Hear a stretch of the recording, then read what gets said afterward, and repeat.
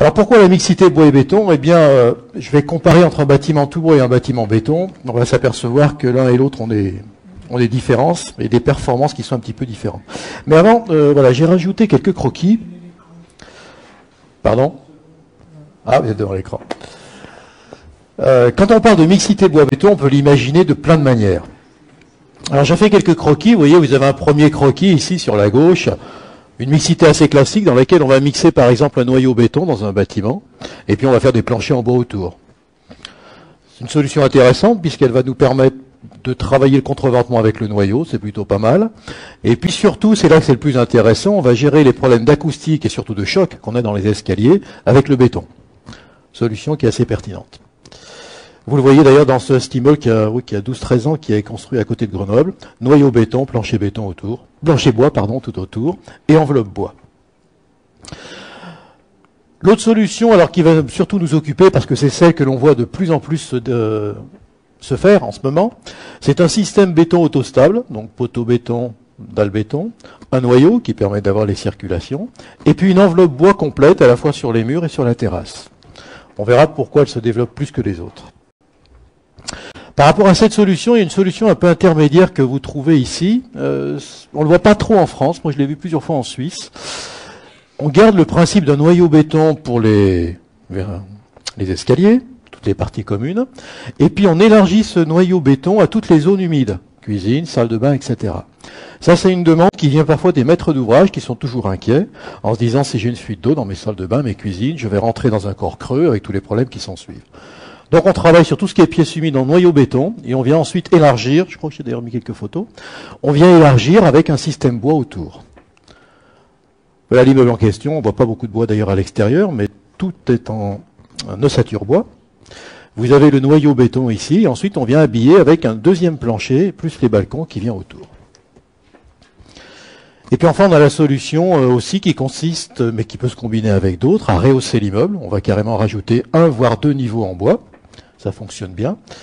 Et puis, ce qu'on fait depuis quelques temps, mais je n'ai pas des photos ici, on peut même avoir des solutions dans lesquelles la façade rapportée ici peut ne pas être contre le béton, mais peut carrément être projetée 1 mètre ou 1 mètre 50, ce qui permet de gagner de la surface et de restructurer complètement des ouvrages. Voilà. Dans la présentation que je vais vous faire, on va surtout réfléchir sur ce phénomène ici, qui est celui le plus courant et qui se développe beaucoup actuellement.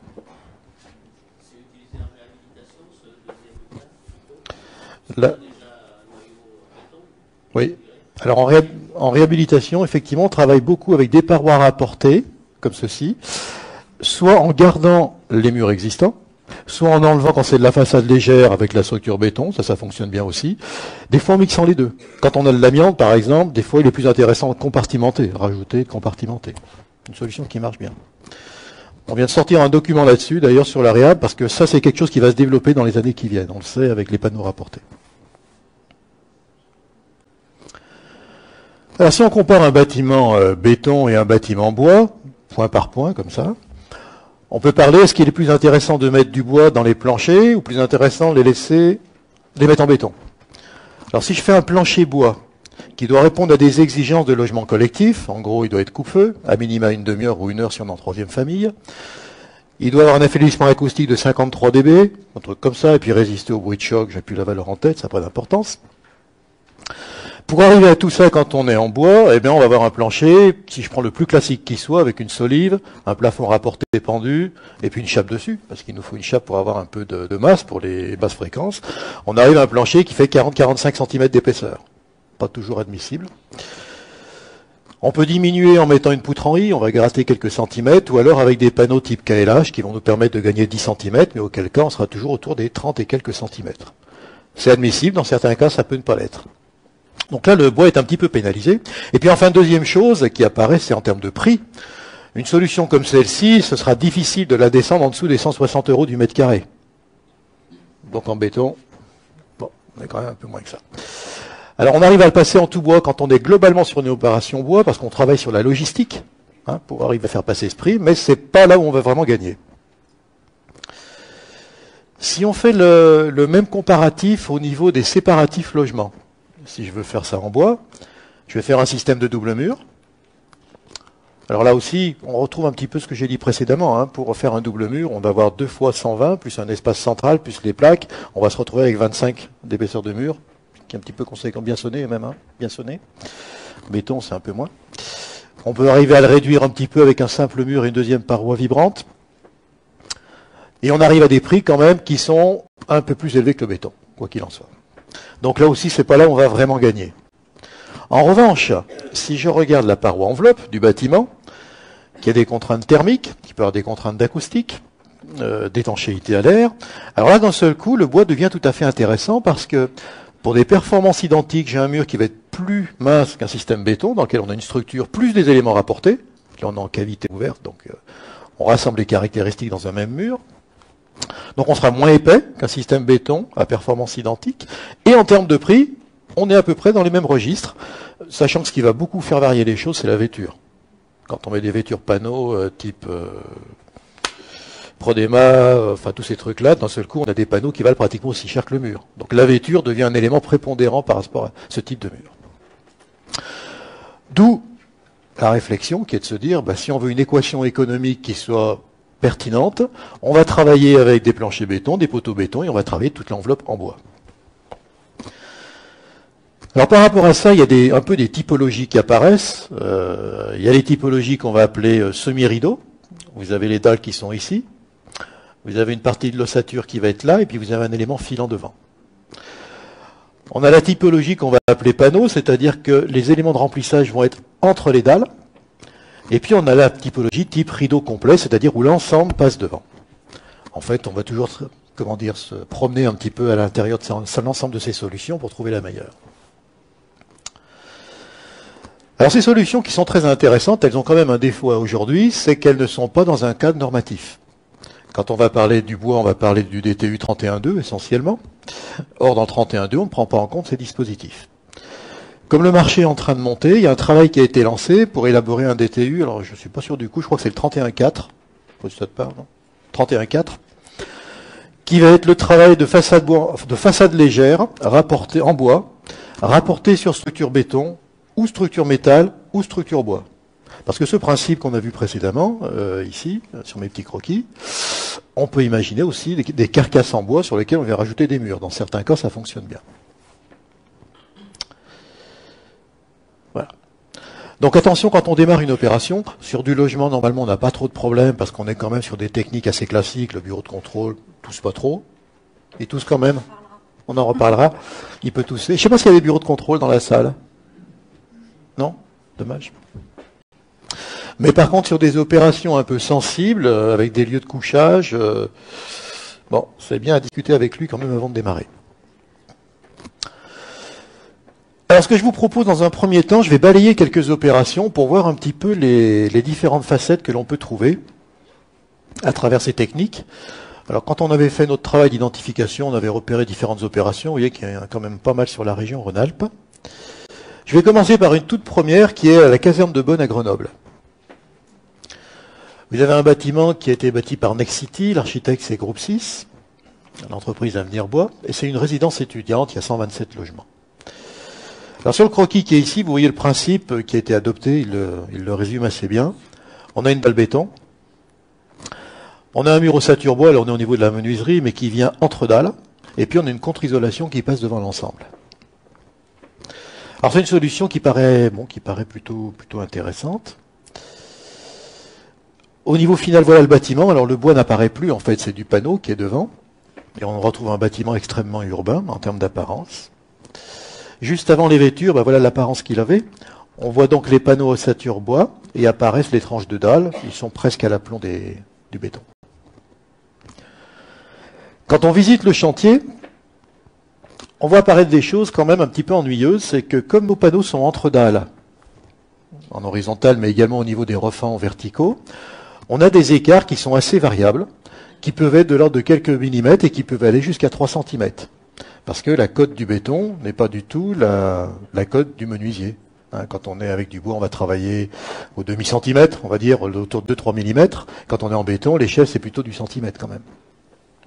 Donc on voit apparaître des choses un petit peu singulières comme ça qu'il va falloir traiter sur le plan thermique.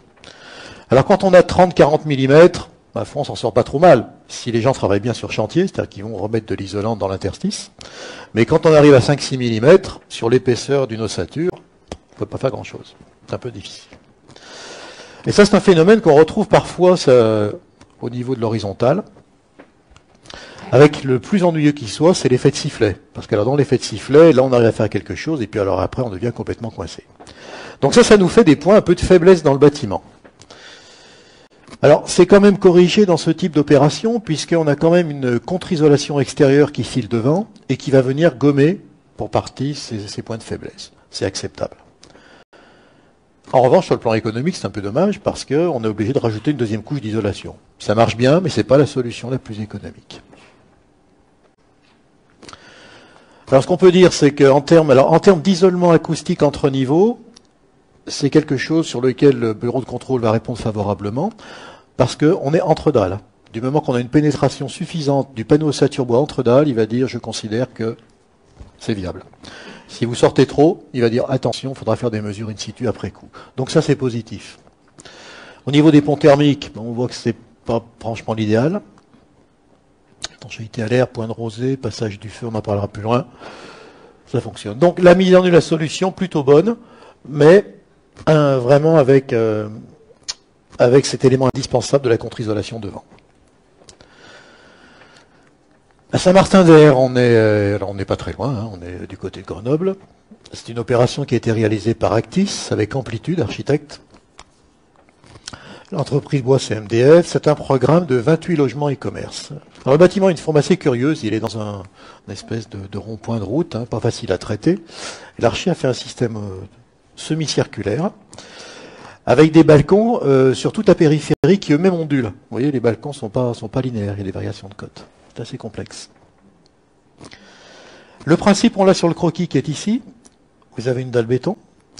Pour faire tous ces balcons qui sont là, eh bien, on a des bandes noyées, on les verra un petit peu mieux tout à l'heure, qui viennent porter le béton. Et puis vous avez une forme de rupteur thermique de quelques centimètres.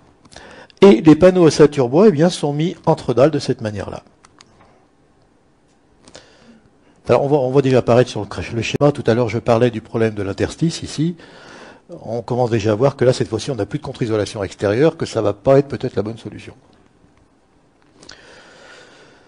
Dans ce dispositif, ils ont choisi de mettre l'OSB côté intérieur pour gérer l'étanchéité à l'air et le dispositif de frein à vapeur. Quand on se retourne côté intérieur, on s'aperçoit qu'on voit donc nos panneaux qui vont être raccordés pour faire l'étanchéité. Alors vous voyez que c'est pas très simple parce que on a une toute petite contre-isolation intérieure. Donc il faut absolument que les réserves, les gaines d'électricité tombent pile à l'aplomb. Comme on a très peu de réserves, c'est assez délicat à gérer. Vu côté extérieur, là on aperçoit la sous-face du balcon. Vous avez ici la bande noyée à l'intérieur du balcon. Et puis vous avez le fameux isolant dont je vous parlais, entre les bandes noyées. Alors ça aussi c'est un point qui est délicat parce que si on n'est pas parfaitement à l'aplomb avec le panneau, on risque d'avoir une fuite acoustique de niveau à niveau. Ça n'a pas été le cas sur cette opération, mais ça s'est produit sur d'autres. Donc c'est un point quand même un petit peu délicat. Et ensuite on vient donc repasser, on repasse par l'extérieur pour ajouter l'isolation, le pare-pluie, etc. Alors, un point de vue quand même de manière générale sur la solution, c'est que faire des murs ouverts comme ceci, côté extérieur, c'est quand même très risqué, parce qu'avec les intempéries, on va avoir des matériaux qui risquent d'être mouillés. Et si on a une intervention ensuite de l'isolant et du pare-vapeur, on va emprisonner de la vapeur. C'est quand même pas une solution très viable. Elle est valable dans un pays du Sud ou en plein été, mais en hiver, quand même, c'est très risqué. Voilà donc le bâtiment fini. Donc une solution quand même qui n'est pas la plus pertinente. On en avait discuté beaucoup avec l'archi après coup, il reconnaissait que c'était peut-être pas la meilleure solution. Et on a fait des mesures après à la caméra thermique, on s'est aperçu qu'effectivement ici on avait quand même des points de faiblesse. Parce que sur 180 mm d'épaisseur, glisser de l'isolant, il ne faut pas rêver, on n'y arrive pas. Voilà, donc là il n'y a pas beaucoup de points verts sur celle-ci, elle est bien résolue au niveau du feu, mais pour le reste c'est pas formidable. Alors là on arrive à quelque chose qui est déjà plus pertinent, nous semble-t-il. On est avec différentes entreprises. L'idée, c'est de se dire, on va passer en rideau. Alors, en passant en rideau, effectivement, on va quand même s'exonérer des problèmes de différence de cote entre le béton et le bois. Ça, c'est déjà un petit peu plus intéressant. Le problème, c'est que comme on va passer en rideau, on va avoir la problématique de l'acoustique qui ne sera pas résolue. Donc pour la résoudre, l'idée c'est de ramener une contre-isolation intérieure qui va être en décalé, fixée probablement sur la dalle, ici avec du M48, qui va vibrer de manière indépendante, et on va fermer toute cette partie-là. Donc on va retrouver une pénétration de la dalle dans le corps du mur, et on va pouvoir avoir l'isolement acoustique entre les niveaux. Donc ça c'est une solution qui peut être, peut trouver plein de variantes, mais le principe est plutôt une bonne solution. Alors sur cette réalisation qui est un petit peu ancienne, maintenant on ferait peut-être un petit peu mieux, il y aurait des améliorations à apporter. On utilise beaucoup la possibilité que l'on a, dans un mur ossature bois, de positionner le pare-vapeur aux 2/3 de la résistance thermique de l'isolant, pour un tiers côté intérieur. Je suis mal exprimé. Vous avez l'ensemble de l'isolant qui est ici. Le pare-vapeur doit être soit côté complètement intérieur, mais on peut le décaler jusqu'à 2/3 ici, 1/3 ici. Ça, c'est un phénomène que l'on utilise, parce qu'il va nous permettre, vous le voyez sur la... Non, on voit pas la photo, si, sur la photo de l'extrême droite pour vous, de l'extrême droite. On va mettre en place notre mur avec son isolant, qui va être en rideau. On va finaliser cette phase de chantier. On va mettre ensuite l'élément par vapeur qui va nous assurer l'étanchéité du bâtiment. On va pouvoir lancer les tests pour vérifier si on est conforme. Et ensuite, on va travailler avec un corps d'état tout à fait traditionnel qui va remettre des ossatures, remettre de l'isolant et plaquer derrière.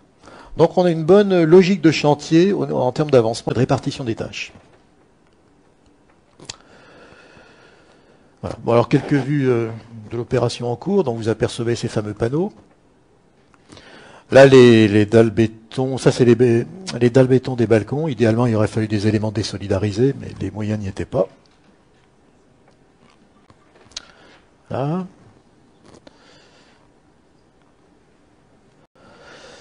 Alors, comment ces panneaux tiennent?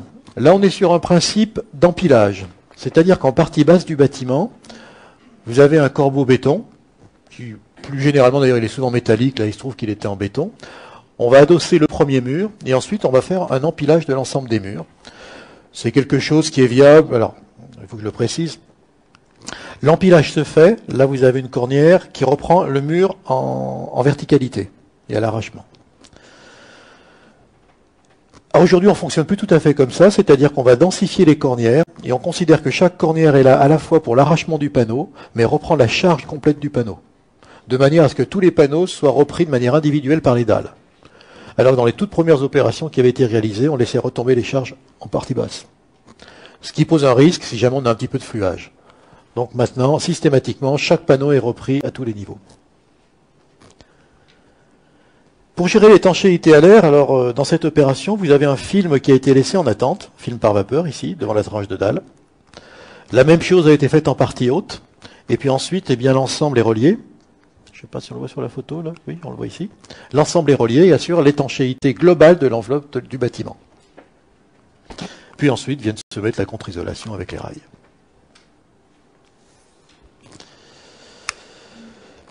Voilà. Alors, une autre déclinaison, un petit peu dans le même esprit, mais avec des variantes. Là, on est sur un ouvrage qui est à Échirolles. Système en mur rideau, ça doit être en R+4 ou R+5, si je me souviens bien. C'est la Société dauphinoise de l'habitat qui est le maître d'ouvrage. Architecte R2K, une équipe qui fait énormément de bois, qui connaît bien ça. Et l'entreprise CSDCC.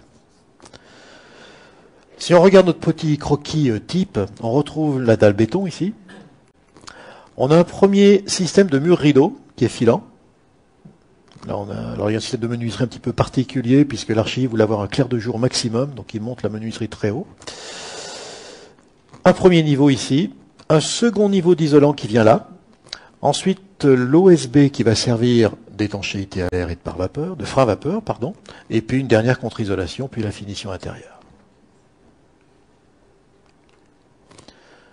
Alors vous avez l'opération en cours de route ici, vous avez le levage des panneaux qui se met en place. Alors à l'intérieur de chaque panneau, je vais vous montrer un petit bout de film après, vous avez des réservations pour toutes les platines qui vont permettre de tenir les ossatures métalliques que vous apercevez ici, qui elles-mêmes vont porter l'ensemble des balcons et des dessertes.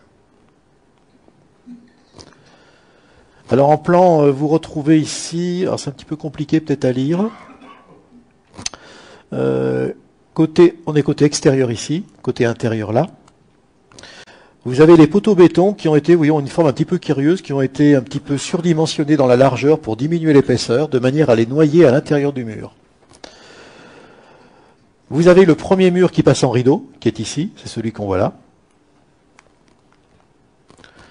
Ensuite, on vient croiser in situ un chevronnage qui se pose très très vite en place. Une fois que tout est fermé, c'est très facile depuis l'intérieur. On pose ce chevronnage, on remet la deuxième couche d'isolant, ici. Enfin, on vient fermer avec des panneaux d'OSB qui sont reliés à la maçonnerie, reliés entre eux par des scotch, ce qui va permettre d'assurer l'étanchéité à l'air. Et puis enfin, en une dernière couche, où je crois qu'on remet un petit peu d'isolant, ce qui permet de passer les réseaux derrière la membrane, enfin le panneau qui sert de frein à vapeur. Ça, je vous en parle un petit peu après. Alors ça, c'est les balcons. Les balcons sont portés par la structure métallique indépendante, qui est tenue accrochée à la façade avec des platines. Si on regarde le dessin qui est ici, alors il faut imaginer que le balcon est coupé. Là, c'est le trait de coupe du balcon. Vous avez une platine qui vient chercher le béton ici, qui vient porter le balcon, qui est composé d'un bac acier dans lequel on a coulé du béton pour le problème du bruit. Et cet élément-là, avec une tôle reliée jusqu'ici, va assurer le C+D sur le bâtiment. Donc là, on est sur une solution qui marche plutôt bien. Alors, il y a une petite astuce vis-à-vis de l'acoustique, c'est que le fait de rapporter un simili deuxième mur à l'intérieur, ici, a conforté le bureau de contrôle qui a dit, moi, avec ce système-là, je suis plus tranquille que vis-à-vis de l'acoustique. Bon. Alors, on a vu du logement. Là, je vais vous montrer une opération de bureau où il y a un niveau de préfabrication plus élevé qui a été mis en place.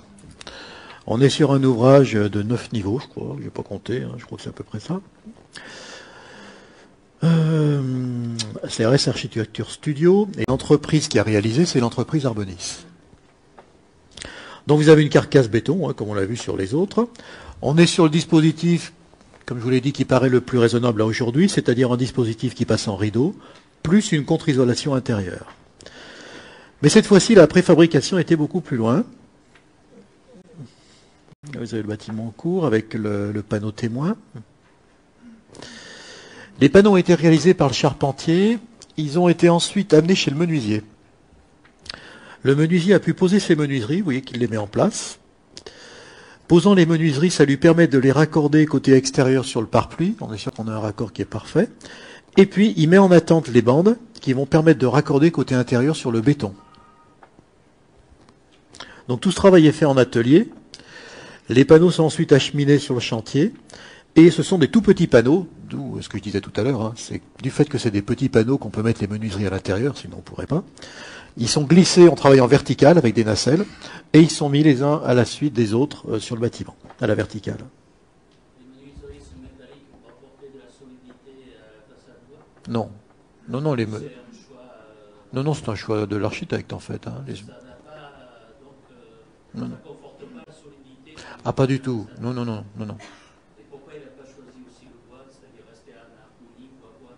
Il y a des problèmes de... Harmonie bois-bois, vous verrez, je crois, à l'image finale, on ne voit plus du tout de bois. Là, c'est un choix purement technique et un choix économique. Ils étaient partis sur une façade rideau métallique, ils étaient serrés en budget, et on a regardé en bois, et c'est le bois qui est passé sur un plan purement économique. C'est pas un choix d'esthétique. Voilà.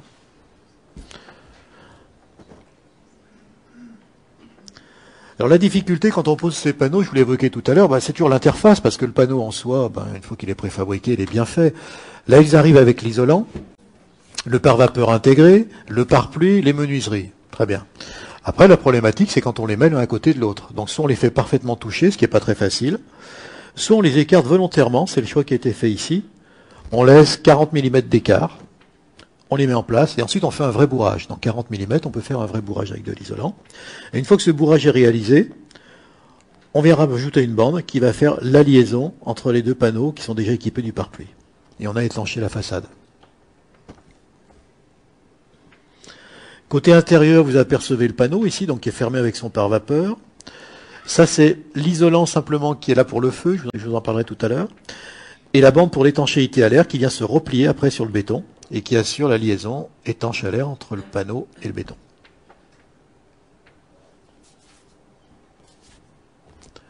Et donc au final, comme vous le voyez, le bois, il n'y en a plus. Hein. Là, on est vraiment sur un choix technique, on n'est pas sur un choix architectural dans ce cas-là.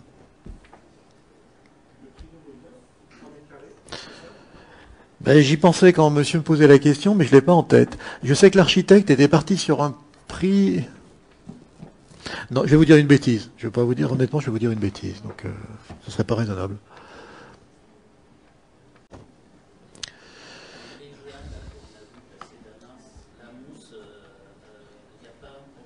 C'est pas de la mousse, c'est de la laine minérale.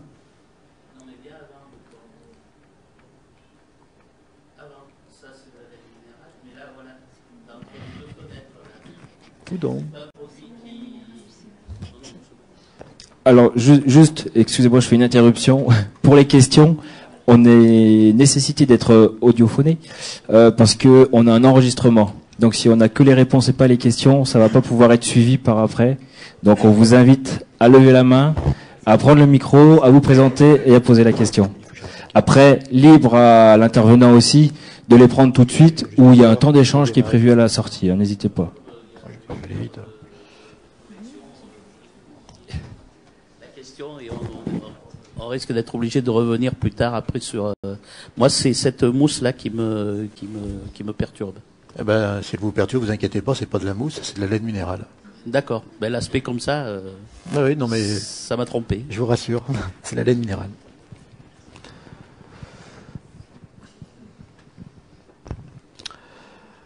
Donc voilà pour ces bureaux. Donc là, on est sur une solution qui marche bien. On a de la préfa, on est en applique, contre-isolation. C'est une solution qui fonctionne bien. Économiquement, c'est démontré. Alors ces solutions, je crois que vous l'avez abordé tout à l'heure, on les voit apparaître en réhabilitation. Là, on a identifié pas mal d'opérations qui fonctionnent avec ça. Celle-ci a déjà quelques années maintenant, elle a 3 ans à peu près. On est à côté de Paris, on est à Gonesse, à côté de l'aéroport. Donc vous voyez tout de suite déjà qu'il y a un problème de phonique qui se pose vis-à-vis des bruits extérieurs. On a des bâtiments des années 60. Alors vous voyez, c'est une structure béton avec un remplissage en façade légère à l'intérieur. La solution qui a été choisie par les archis, c'est de se dire, on va démonter toute la façade complète. On va rapporter un mur devant et on viendra reconstruire à l'intérieur. Alors, on va le comprendre un petit peu mieux avec les images d'après. Vous voyez, là, vous avez les nus de dalles qui sont un petit peu en saillie par rapport aux nus des refends, et vous avez les façades légères. Alors le principe, c'est le suivant. En première phase, on amène des panneaux préfabriqués bois dans lesquels vous avez une protection extérieure temporaire, vous avez l'isolant, vous avez le pare-vapeur. Ces panneaux sont posés et on vient complètement fermer la façade. On laisse simplement un trou au droit de l'ouverture existante. Donc ça ne perturbe pas la vie des occupants, on peut continuer à vivre tranquillement.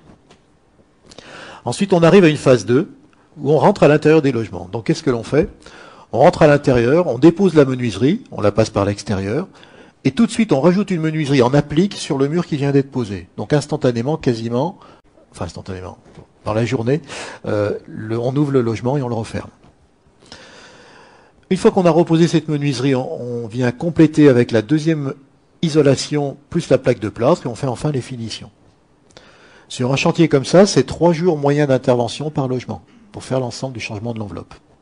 Donc c'est assez rapide. D'ailleurs, ça me fait penser, les vitesses de pose sur des ouvrages comme ça, ça se situe entre 200 et 250 mètres carrés jour, pour vous donner un ordre d'idée. On est plutôt à 250 sur un ouvrage comme ça.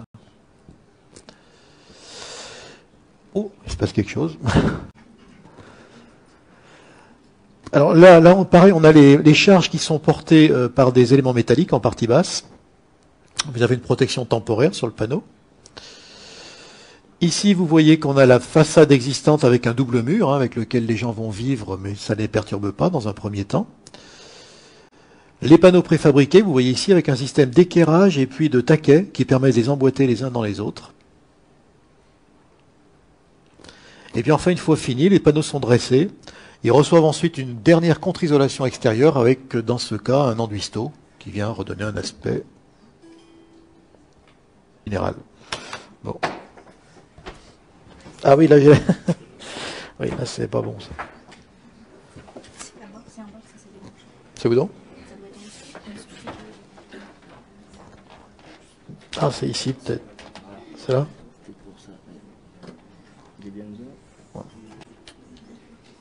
Voilà.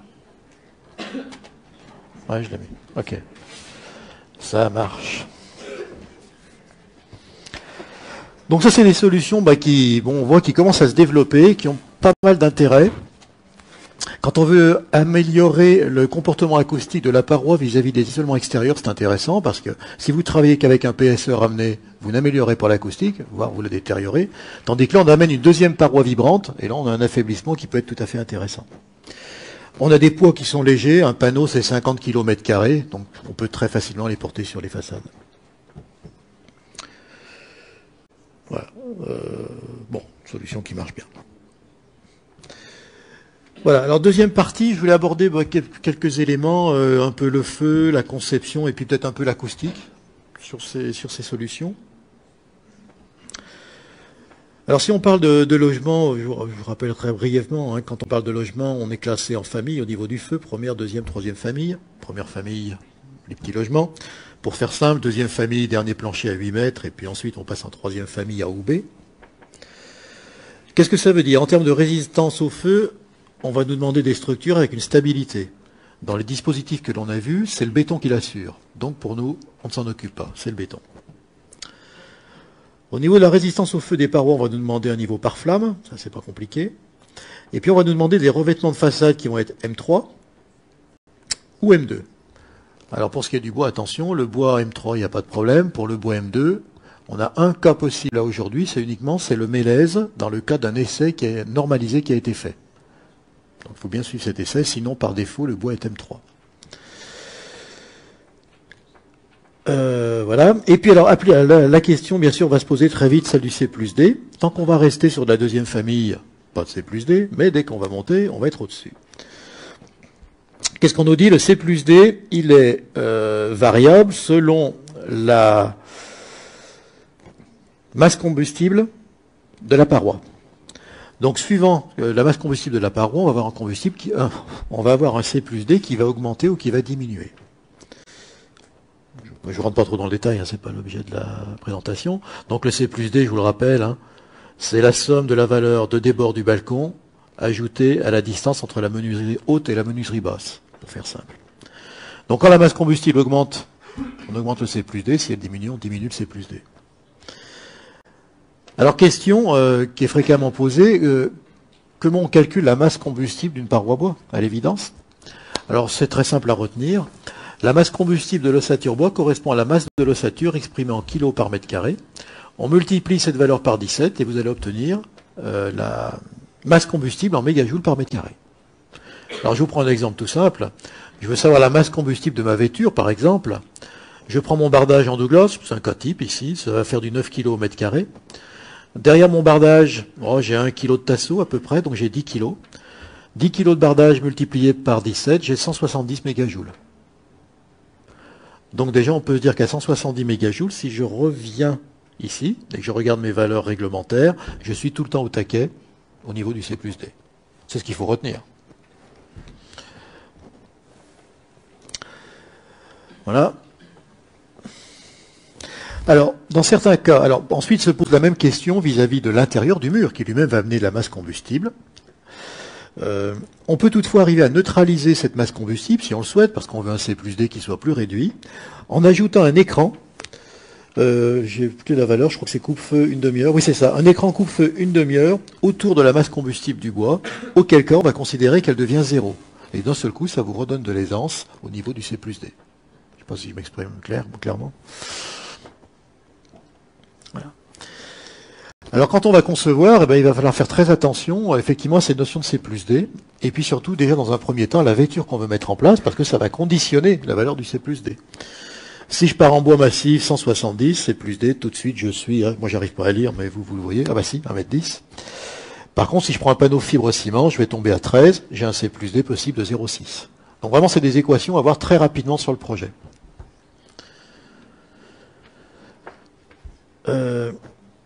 Alors ensuite, je vous ai parlé un petit peu de la réaction au feu. Alors en réaction au feu, le bois, il a M3. On peut trouver dans certains cas du bois M2. Mais sachez qu'à aujourd'hui, il n'existe pas de traitement ignifugeant qui permettent d'avoir du bois M2 et qui permettent de rester M2 en extérieur. Il n'y a aucun agrément aujourd'hui. Donc je dis bien, la seule solution, c'est le mélèze dans le cadre d'un PV existant. C'est tout ce que l'on a. Voilà, donc vous avez différentes vêtures que j'ai mentionnées. Vous avez les fibres ciment qu'on met souvent avec les panneaux ossature bois, les panneaux de résine, les panneaux stratifiés, Thundermax et compagnie, ça va très très bien avec l'ossature bois. Bon, on va passer un petit peu. Alors un truc qui est important à connaître sur ces problématiques de feu, c'est l'évolution de l'IT 249, instruction technique 249. Bon, les professionnels la connaissent. C'est, je crois que j'ai mis le texte exact. Là, c'est la solution qui permet de répondre aux 3 exigences de sécurité au feu pour les façades rideaux bois.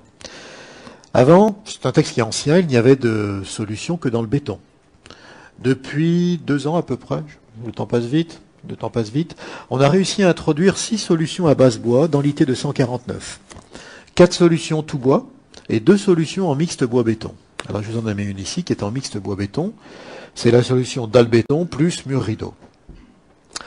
Pour respecter le C+D, vous devez avoir, c'est écrit en bleu sur la gauche, une résistance au feu de minimum 1 heure de l'intérieur vers l'extérieur en dessous de la dalle, une résistance au feu au minimum de 1/2 heure au-dessus, donc c'est le feu rentrant cette fois-ci, une jonction entre la dalle béton et le panneau ossature bois par une laine minérale 70 km3.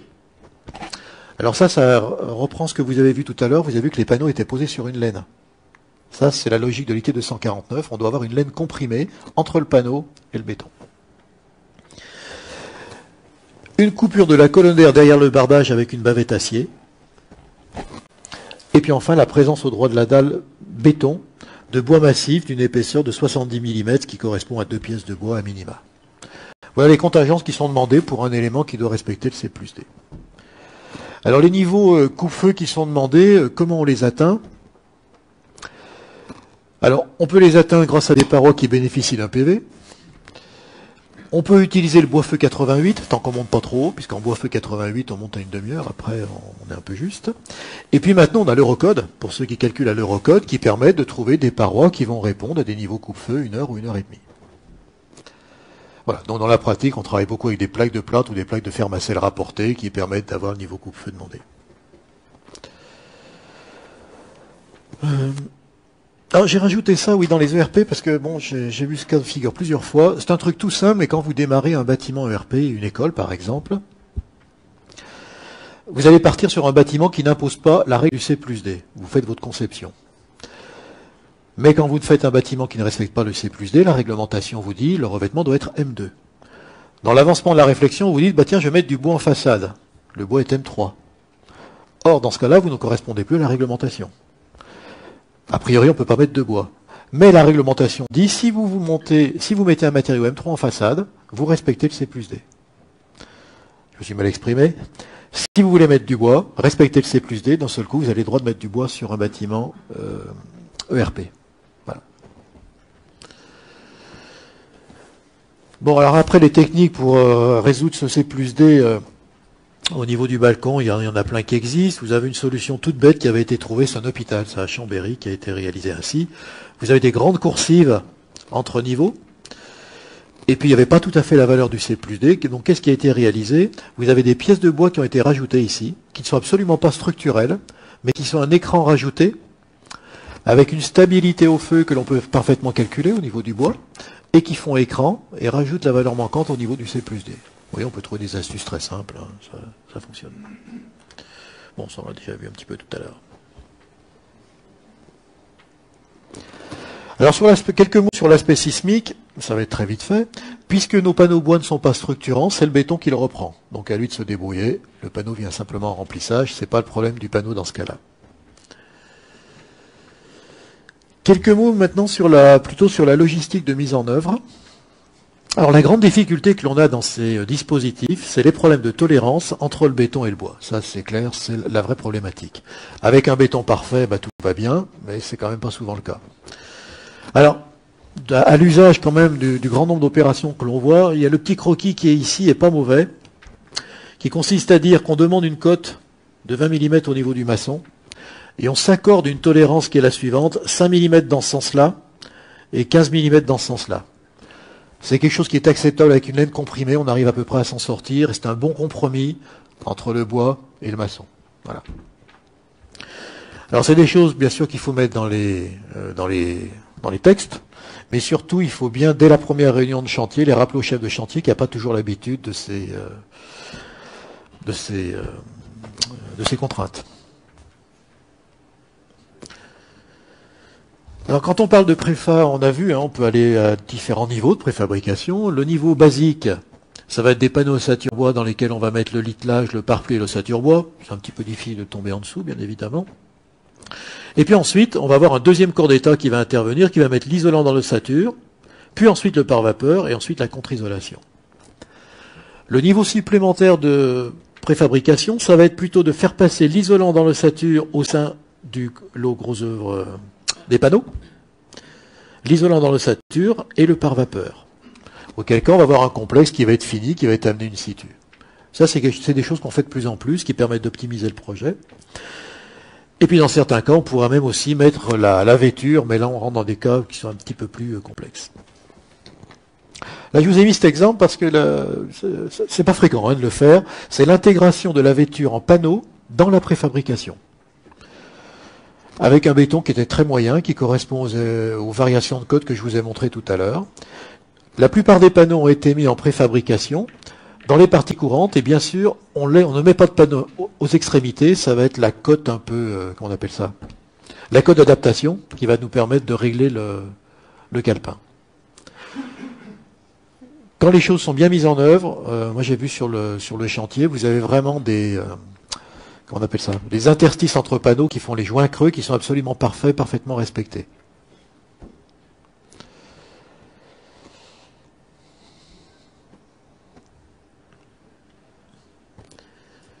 Quand on fait de la préfa, alors se pose bien sûr la question, quand vous avez un panneau qui est fini, côté extérieur, qui est fini côté intérieur, on ne peut plus cette fois-ci le goujonner comme on veut. On ne peut plus mettre des vis et des éléments.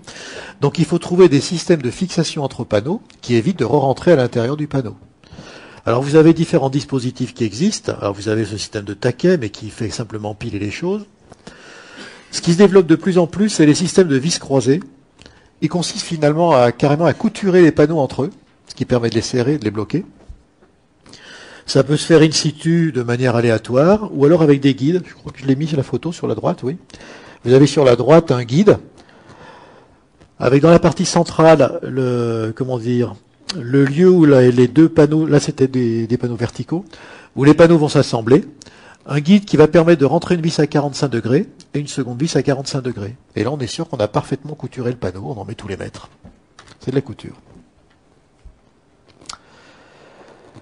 Voilà, je finis avec un petit chapitre donc sur quelques mots sur l'acoustique. Parce que c'est le point délicat quand même quand on est sur ces opérations. Nous, on a fait des mesures. Les mesures que l'on a sur pas mal d'opérations, on a fait beaucoup d'autres derrière, montrent que le principe du panneau filant extérieur plus la contre-isolation extérieure avec un certain nombre de précautions, telles qu'on les présente en formation, donne des bons résultats en acoustique.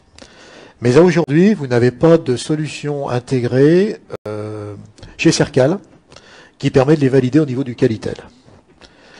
On n'en est plus très loin, puisqu'il y a eu beaucoup de mesures qui ont été faites, mais pour l'instant, ce n'est pas encore le cas, donc le bureau de contrôle peut dire, on verra in situ si le système fonctionne, tu pourras peut-être nous en parler. Voilà. Bon, voilà le petit tour d'horizon que je voulais vous faire sur la mixité bois-béton. Ce qu'on peut en dire, comme ça, en conclusion, c'est un dispositif qui répond aux attentes environnementales dans le sens où on ramène un petit peu de bois dans le bâtiment, c'est pas mal, ça permet de stocker du carbone, c'est un petit peu mieux. C'est un dispositif qui permet d'assurer un bon confort d'été, parce qu'on a un noyau inertiel béton avec une enveloppe très performante autour, c'est plutôt bien. Ça permet de gagner un peu de surface habitable, parce qu'à performance thermique identique, on a un mur qui est moins épais, donc on arrive à gagner 3-4% sur l'ensemble. C'est pas neutre dans une opération de promotion. On peut réduire le temps de chantier en fermant rapidement le chantier, 200-250 mètres carrés jour, pour des façades rectilignes, j'entends bien évidemment. Et donc on a une bonne réponse technico-économique. Alors si vous voulez, la plupart des éléments qui sont ici et d'autres sont dans le document qui est ici, vous pouvez le regarder tout à l'heure si ça vous intéresse. Voilà, et si vous avez des questions, je suis à votre disposition.